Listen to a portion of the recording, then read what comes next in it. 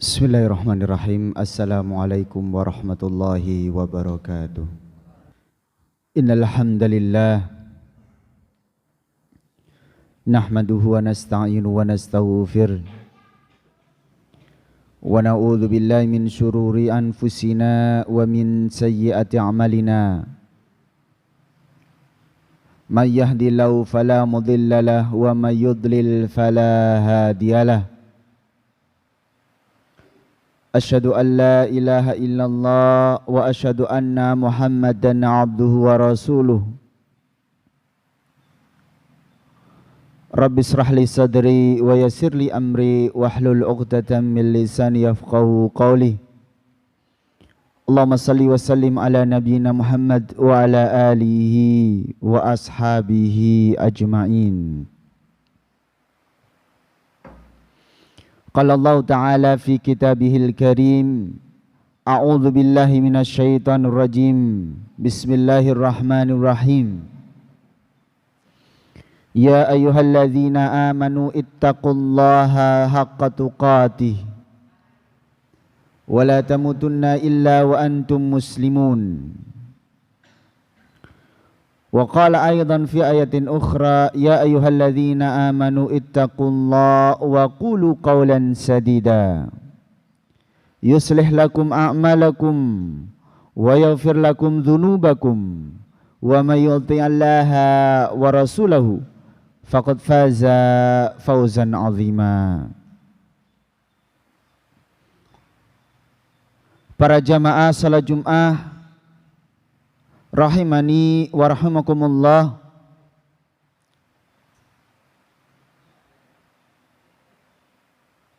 Sekarang kita sudah memasuki Jumat yang kedua di bulan suci Ramadan pada tahun ini. Itu adalah sesuatu yang patut kita syukuri, sesuatu yang patut kita hayati. Sampai detik ini Allah Subhanahu wa ta'ala memberikan kesempatan kepada kita untuk mendapatkan keberkahan bulan suci Ramadan. Jika kita ingat pada tahun yang lalu, kita berharap, kita berdoa kepada Allah Subhanahu wa ta'ala ketika di penghujung bulan suci Ramadan. Kita berdoa agar kita dipertemukan kembali pada bulan suci Ramadan di tahun yang akan datang. Dan inilah saat ini doa kita dikabulkan oleh Allah Subhanahu wa ta'ala.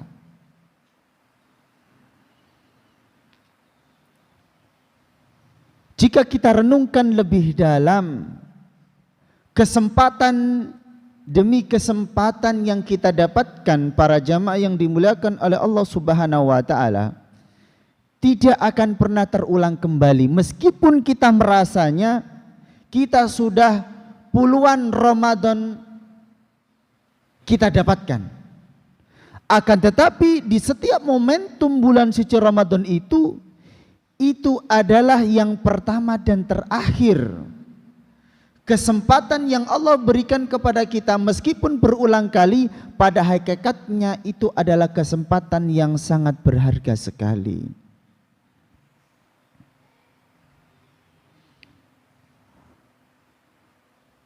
Geliat ibadah yang dilakukan oleh kaum muslimin pada bulan suci Ramadan menunjukkan betapa antusias kaum muslimin itu sangat besar.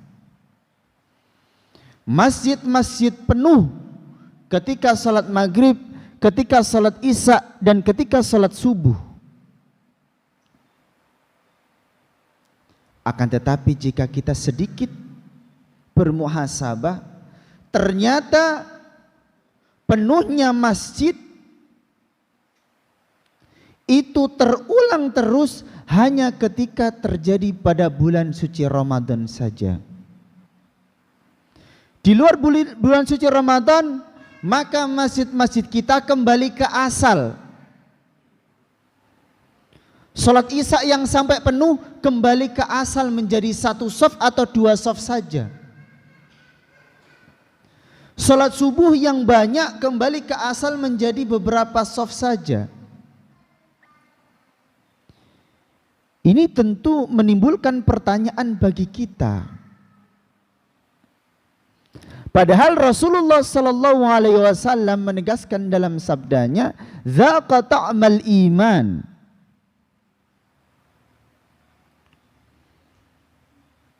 Sungguh nikmat keimanan itu,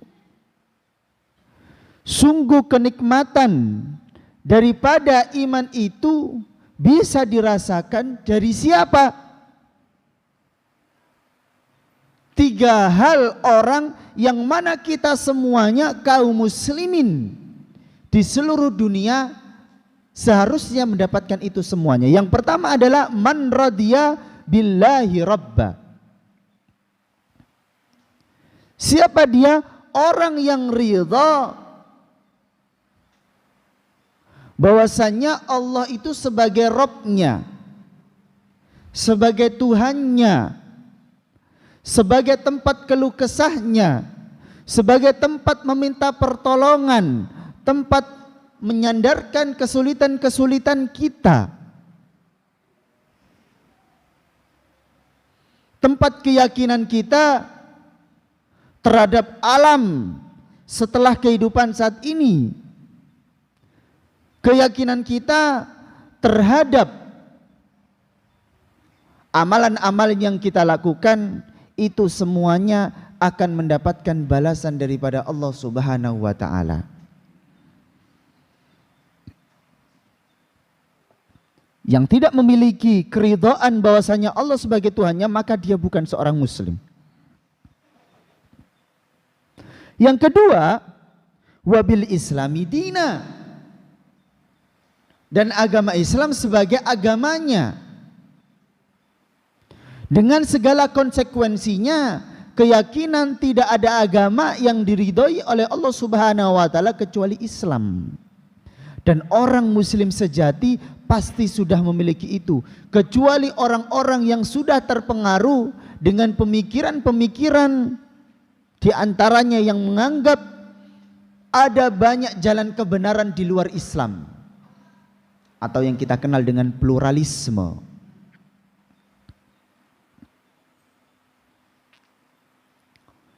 Ketika seseorang itu menganggap Allah sebagai Tuhannya dan Islam sebagai agamanya, maka dia bisa masuk. Kenapa ditegaskan seperti ini? Karena ada orang yang mengimani ketuhanan Allah Subhanahu wa taala, akan tetapi tidak mau menerima Islam sebagai agamanya. Orang Nasrani, ahli kitab misalnya, mereka menyembah Allah, akan tetapi mereka tidak menerima Islam sebagai agamanya, dan juga tidak wabi Muhammadin Rasulah, dan mereka juga tidak ridho Muhammad sebagai utusan Allah. Orang Kristen misalnya mengimani nabi-nabi sebelumnya, tapi mereka tidak mengimani Nabi Muhammad. Orang-orang Bani Israel sebelum Nabi Isa misalnya, mereka mengimani nabi-nabi terdahulu, akan tetapi mereka tidak mengimani nubuat Nabi Isa alaihissalam dan Muhammad sallallahu alaihi wasallam. Nah, kita para jamaah yang dimuliakan oleh Allah Subhanahu wa taala, tiga hal syarat inilah ketika ada keridhaan di dalam hati kita dan penafian terhadap selain daripada ketiga ini, maka secara teori kita seharusnya merasakan kenikmatan iman kepada Allah Subhanahu wa taala. Apa maksudnya? Tidak ada lagi rasa terpaksa. Salat, datang ke masjid. Tidak ada lagi kemudian pernyataan-pernyataan, saya masih minum, saya masih nyabu, saya masih ini dan lain sebagainya, nanti suatu saat pasti aku akan kembali. Tidak ada pernyataan seperti itu. Sebagaimana yang terjadi di antara saudara-saudara kita yang lain, yang melihat agama yang penting dia tidak melukai atau tidak mengambil hak orang lain, akan tetapi dia masih melakukan perbuatan-perbuatan yang dilarang oleh Allah Subhanahu wa taala. Salah satu contohnya bertato misalnya. Banyak di antara kaum muslimin bahkan terucap dari ucapannya, orang lain tidak berhak menghakimi saya karena tato saya, hanya Allah yang berhak. Dia lupa keimanan kepada Allah Subhanahu wa taala tidak cukup yakin Allah sebagai Tuhannya, akan tetapi konsekuensi selanjutnya dia tunduk dan patuh terhadap syariat Islam dan apa-apa yang diperintahkan oleh Rasulullah sallallahu alaihi wasallam. Kenapa para jamaah yang dimuliakan oleh Allah Subhanahu wa taala, banyak di antara saudara-saudara kita yang kaum muslimin yang berdamai-damai saja dengan kekufuran, yang berdamai-damai saja dengan kemungkaran, dicari dalih dan lain sebagainya untuk membenarkan itu semuanya. Dipisahkanlah politik dari agama, dipisahkanlah olahraga dari agama, dipisahkanlah hal-hal yang berkaitan muamalah dari agama, padahal agama kita menuntun kepada itu semuanya.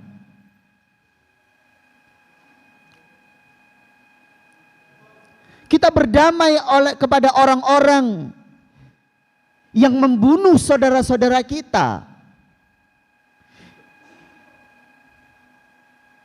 Hilang rasa kebencian kita, hilang rasa ketidakrelaan kita terhadap pembunuhan-pembunuhan, perampasan-perampasan, kezaliman-kezaliman yang itu dilakukan kepada saudara-saudara kita di belahan bumi yang lain atas nama olahraga misalnya, atas nama kemanusiaan misalnya, atas nama politik dan lain sebagainya. Kita lupa, innamal mu'minuna ikhwah, sesungguhnya mukmin adalah bersaudara. Ketika ketidaksukaan kita terhadap kekufuran itu sudah mulai luntur, maka pintu masuk kemungkaran-kemungkaran yang lain bisa tanpa kita sadari. Pemikiran-pemikiran yang merusak yang lain bisa tanpa kita sadari, bisa mempengaruhi pola pikir kita. Lantas kenapa itu semuanya bisa terjadi para jamaah yang dimuliakan oleh Allah Subhanahu wa taala? Kenapa banyak di antara saudara-saudara kita yang masih berat untuk melangkahkan langkahnya ke masjid, untuk melangkahkan kakinya ke taklim-taklim, mendengarkan nasihat-nasihat? Karena pada hakikatnya kita membutuhkan nasihat, bahkan orang yang sudah baik sekalipun. Ibarat jasad para jamaah yang dimuliakan oleh Allah Subhanahu wa taala, jasmani kita ketika kita sehat, maka kita akan bisa merasakan nikmatnya sehat, nikmatnya jalan, nikmatnya olahraga, nikmatnya makan. Itu semuanya bisa kita rasakan ketika tidak ada yang salah dengan jasmani kita. Begitu juga rohani kita para jamaah yang dimuliakan oleh Allah Subhanahu wa taala, ketika ada fitrahnya adalah kita bisa merasakan nikmatnya iman, nikmatnya ibadah. Ketika ada rasa berat di dalam diri kita dalam melaksanakan ketaatan kepada Allah Subhanahu wa taala, patutlah kita mencari jawaban, patutlah kita mencari pertanyaan-pertanyaan, ada apa dengan rohani kita? Karena secara fitrah rohani kita sehat, secara fitrah kita akan bisa merasakan nikmatnya iman. Jika kita ibaratkan dengan jasad, Ibnu Qayyim menyampaikan, menjelaskan bagaimana mengobatinya. Yang pertama, ketika jasad kita itu sehat, apa yang kita lakukan agar badan kita tetap sehat? Maka kita akan makan makanan yang bergizi. Kita akan memasukkan makanan-makanan 4 sehat 5 sempurna, sayur-sayuran, susu dan lain sebagainya. Begitu juga rohani kita. Apa makanan rohani kita? Makanan rohani kita adalah ilmu dan amal. Kita ingat, tujuan kita hidup adalah beribadah kepada Allah Subhanahu wa taala, beramal. Amal-amal soleh. Akan tetapi amal-amal soleh itu para jamaah yang dimulakan oleh Allah Subhanahu wa taala harus ada pembimbingnya. Ketika kita makan, ketika kita milih minuman, maka kita akan lihat kandungan-kandungan gizinya. Kalau kita pergi ke pasar, kita membeli sayuran, maka kita akan mencari tahu, memastikan bahwasanya sayuran-sayuran yang kita butuhkan untuk tubuh kita. Begitu juga amalan-amalan yang kita lakukan, maka harus ada panduannya. Bagaimana kita memastikan panduannya? Tentu adalah dengan ilmu syariat. Salat kita, puasa kita, tauhid kita kepada Allah Subhanahu wa taala tidak lepas dari apa yang disampaikan oleh Rasulullah sallallahu alaihi wasallam dengan ilmu. Makanya ilmu agama itu adalah ilmu yang nomor satu. Boleh kita memimpikan menjadi insinyur, boleh kita memimpikan menjadi presiden, boleh kita memimpikan menjadi dokter dan lain sebagainya, akan tetapi sebelum mempelajari ilmu itu semuanya harus kita selesaikan ilmu agama kita. Ilmu-ilmu fardu ain yang harus kita ketahui, tata cara salat, tauhid, keimanan kepada Allah Subhanahu wa taala, bagaimana berprinsip secara Islam, bagaimana kita menjadi rahmatan lil alamin dengan kacamata Islam. Semuanya itu agar rohani kita terjaga dari apa-apa yang bisa merusak pikiran kita. Kemudian yang kedua, bagaimana agar badan kita melindungi dari penyakit. Tidak cukup kita memasukkan gizi-gizi, akan tapi kita juga harus berhati-hati terhadap makanan yang kita masukkan. Kita berhati-hati terhadap jajan-jajan sembarangan. Kita berhati-hati terhadap makanan-makanan yang diharamkan oleh Allah Subhanahu wa taala. Agar apa? Agar badan kita tidak dimasuki penyakit-penyakit sesuatu yang membahayakan. Begitu juga rohani kita para jamaah yang dimulakan oleh Allah Subhanahu wa taala. Apa penyakit yang bisa merusak rohani kita? Di dalam sebuah hadis diceritakan oleh Rasulullah sallallahu alaihi wasallam bahwasanya hati kita ini adalah sebenarnya putih, fitrah, suci. Jadi tidak ada orang itu lahir kemudian mendapatkan dosa karena dia tidak tahu apa-apa. Dia suci, tahu Tuhannya, tahu akhlak, tahu adab. Akan tetapi semakin beranjak dewasa, lingkungan yang membentuknya, terpengaruh dan lain sebagainya, ditambah dari sisi internal yang memiliki kecondongan, kecenderungan untuk berbuat maksiat, yaitu hawa nafsu. Sekali kita melakukan perbuatan dosa, setitik noda itu menodai hati kita yang suci dan bersih. Semakin besar dosa yang kita lakukan, semakin besar pula titik nodanya. Papan putih, jika kita titik setiap hari, maka putih itu sudah hilang menjadi hitam pekat. Begitu juga hati kita para jamaah yang dimulakan oleh Allah Subhanahu wa taala. Selain daripada kita amar ma'ruf, menjaga amal saleh, patutlah kita juga menjaga diri kita dari perbuatan yang dimurkai oleh Allah Subhanahu wa taala. Apakah itu besar, apakah itu kecil? Karena tidak ada yang namanya dosa kecil ketika itu dilakukan terus-menerus. Jadi agar menjaga hati kita tetap sehat, maka pantang bagi kita untuk melakukan kemaksiatan kepada Allah Subhanahu wa taala. Kemudian yang ketiga, ketika kita jatuh sakit, maka apa yang kita lakukan para jamaah yang dimuliakan oleh Allah Subhanahu wa taala? Maka yang pertama tentu kita berdoa kepada Allah Subhanahu wa taala. Kemudian yang kedua, kita mencari wasilah untuk mendapatkan kesembuhan. Apakah itu wasilah pergi ke dokter untuk mendapatkan resep sehingga bisa minum obat sesuai dengan porsinya, ataukah dengan cara yang lain yang itu sesuai dengan sunnatullah.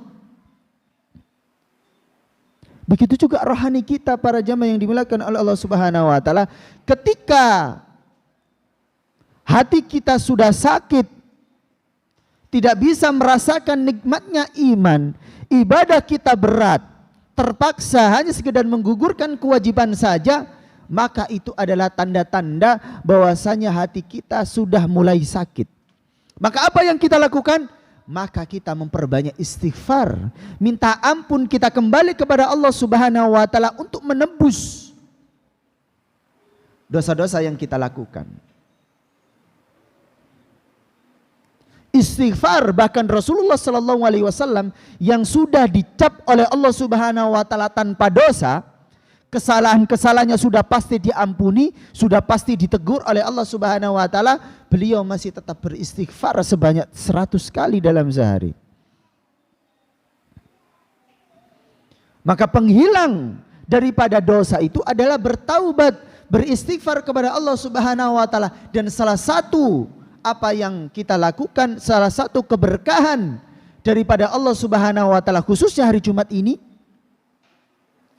Rasulullah sallallahu alaihi wasallam menyampaikan, orang yang bersiap-siap mandi, datang ke masjid sebelum khatib naik mimbar, salat tahiyatul masjid, mendengarkan khutbah, kemudian salat Jum'ah, maka akan diampuni dosanya dari Jumat yang lalu. Itu setiap Jumat. Dan pada bulan yang mulia ini Rasulullah menegaskan, man shoma ramadhana imanan wa ihtisaban, man qama ramadhana imanan wa ihtisaban, ghufira lahu ma taqaddama min dzambi. Barang siapa yang berpuasa, barang siapa yang qiyamul Ramadan dengan penuh keimanan, tidak sekedar puasa saja, tidak sekedar ikut-ikutan berbondong-bondong memasuki masjid saja, akan tetapi harus dibarengi dengan keimanan, keyakinan kepada Allah Subhanahu wa taala dan pengharapan terhadap ampunan tersebut, kemuliaan tersebut, ghufira lahu ma taqaddama min dzambi. Maka akan diampuni dosa-dosanya oleh Allah Subhanahu wa taala. Para jamaah yang dimuliakan oleh Allah Subhanahu wa taala, mudah-mudahan kita termasuk orang-orang yang mendapatkan keberkahan di hari Jumat dan keberkahan di bulan suci Ramadan. Aqulu qouli hadza wa astaghfirullah li wa lakum, innallaha huwal ghafurur rahim.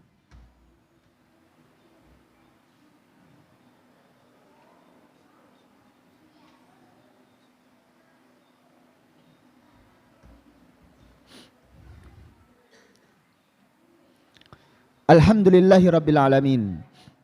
Wassalatu wassalamu ala nabiyyina Muhammad wa ala alihi wa ashabihi ajmain. Para jamaah yang dimuliakan oleh Allah Subhanahu wa taala, salah satu di antara tujuan Allah mewajibkan puasa agar kita dipaksa berpuasa oleh Allah Subhanahu wa taala, la'allakum tattaqun, sebagaimana ayat yang sudah sangat kita hafal sekali. Agar kita menjadi pribadi yang bertakwa.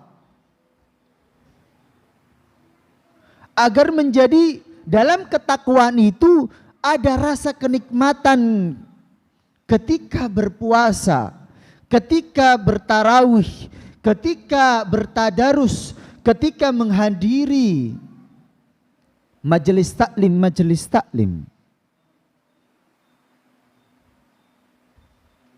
Nah, tentu Allah Maha tahu atas segala itu semuanya, sehingga yang patut kita lakukan di setiap perintah Allah Subhanahu wa taala, kita harus berhusnudzon bahwasanya itu pasti berdampak positif terhadap kita.